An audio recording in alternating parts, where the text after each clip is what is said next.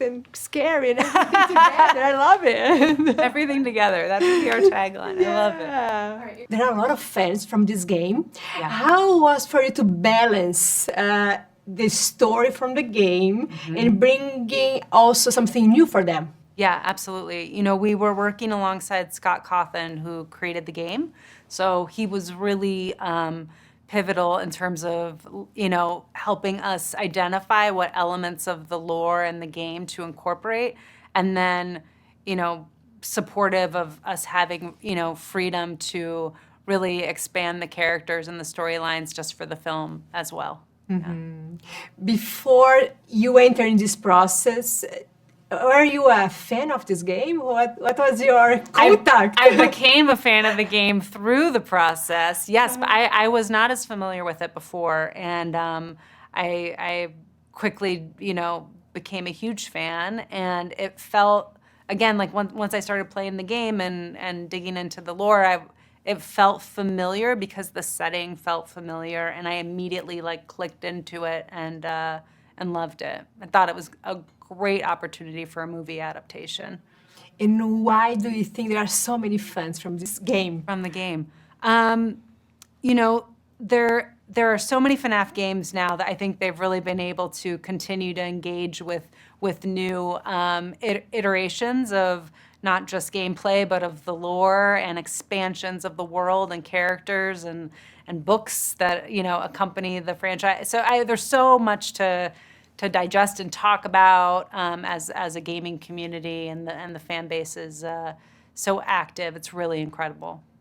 Can you share some memorable or challenging scenes or things that happened during the filming process?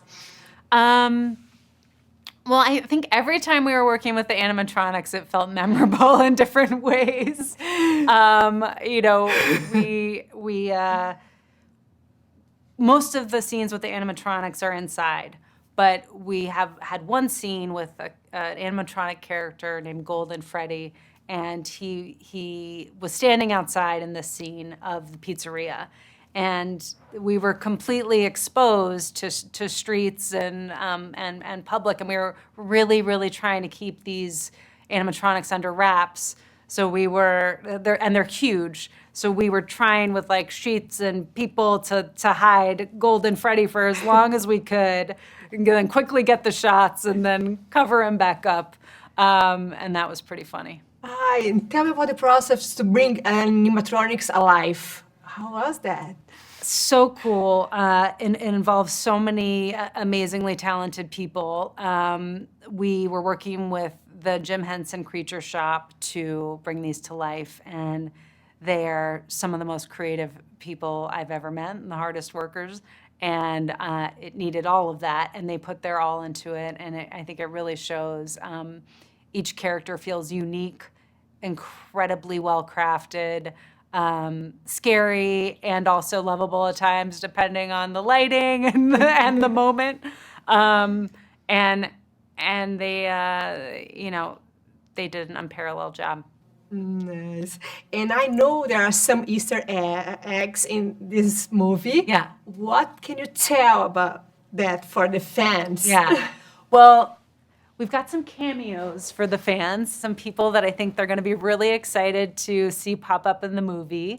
Some gamers in particular who are big Freddy's players and have big YouTube followings. So that was really fun, and having those folks come onto set and bring their enthusiasm for the movie into the mix was really fun.